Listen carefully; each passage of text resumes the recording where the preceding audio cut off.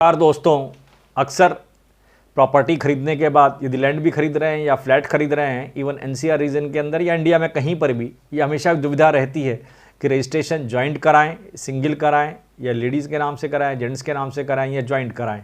इससे बड़ी कन्फ्यूज़न रहती है और हमेशा ये शंका रहती है क्या कराया जाए। यदि इसमें आप देख लीजिए, यदि आपने बैंक से लोन लेना है, आपने 80%, 70% या 60% बैंक से, किसी नेशनलाइज बैंक से लोन लिया है, और यदि बैंक आपको जॉइंट नेम पर ये लोन देने को तैयार है, तो always go for joint registration. Always go for joint registration. Joint registration से आपके फ़ायदे होंगे। वैसे मैं अभी डिस्कस करूँगा हरियाणा में, दिल्ली में और यूपी के नोएडा के अंदर, हरियाणा के गुड़गांव में रजिस्ट्रेशन के चार्जेस क्या क्या हैं। अब रही बात, यदि आपको जॉइंट आपने रजिस्ट्रेशन कराना है, तो देखिए आप दिल्ली में देखिए, दिल्ली में ये रेट जो होते हैं, मेल के लिए 6% है, फीमेल्स के लिए 4% है, और जॉइंट में आप यदि कराएंगे तो 5%। जॉइंट मतलब मेल फीमेल, हस्बैंड वाइफ दोनों के नाम से रजिस्ट्रेशन हो जाएगा, plus 1% registration charges, 1% of the amount of the sale deed. आपने कितने की सेल डीड करा रखी है, स्टैम्प ड्यूटी कितने की पे कर रखी, वो 1% उसका और लगेगा। तो ये आपका दिल्ली के अंदर ये चार्जेस हैं। आप ये बात यदि हरियाणा के अंदर है, हरियाणा में आप देखिए, यदि एरिया आपका फॉल करता है under municipal corporation limit, municipal limits के अंदर फॉल करता है, तो ये 7% मेल मेंबर्स के लिए, 5% फीमेल मेंबर्स के लिए, और जॉइंट के लिए यही चार्जेस 6% हो जाते हैं।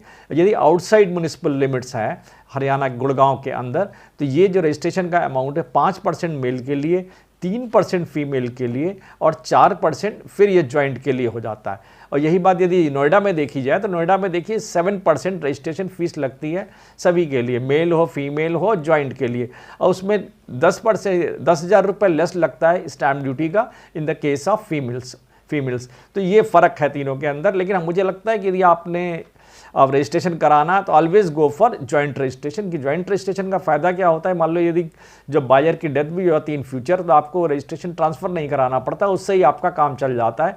तो जो नेक्स्ट किन होता है आपके साथ, जिसके साथ जॉइंट आपने करा रखा है, ऑटोमेटिकली उसके नाम से वो प्रॉपर्टी चढ़ जाती है। और रही बात हाउसिंग सोसाइटीज़ के अंदर, यदि आप जॉइंट आपने बायर हैं फ्लैट के, तो आपको हाउसिंग सोसाइटी के अंदर जो फर्स्ट ओनर होता है उसको वोटिंग राइट होता है, और वो एक मेंबर की तरह मेंबर बन जाता है। उसके नाम से ही इलेक्ट्रिसिटी मीटर भी होता है, इवन टेलीफोन कनेक्शन लेना है तो उसके नाम से ही रहेगा। और म्यूटेशन में जो आपके जो वहाँ जो रिकॉर्ड होते हैं म्युनिसिपल कॉर्पोरेशंस के अंदर, वो तो जॉइंट में ही रहेंगे। और क्योंकि इस तरह का लेकिन इसका फ़ायदा हमेशा भविष्य में बहुत होता है। तो आपको एक ऐसा डॉक्यूमेंट, ऑथेंटिक डॉक्यूमेंट मिल जाता है इसमें जॉइंट है, और ये भविष्य के लिए फ़ायदेमंद चीज़ है कि आप जॉइंट रजिस्ट्रेशन कराएं। आप 1% मान लो इसमें आप मेल से खाली फीमेल में कराएंगे तो ज़रूर 1% और कम लगेगा, खाली लेडीज़ के नाम से करा। जॉइंट में आपको 1% हो सकता है ज़्यादा लगे उससे फीमेल से, लेकिन ये भविष्य के लिए बहुत फ़ायदेमंद की चीज़ है।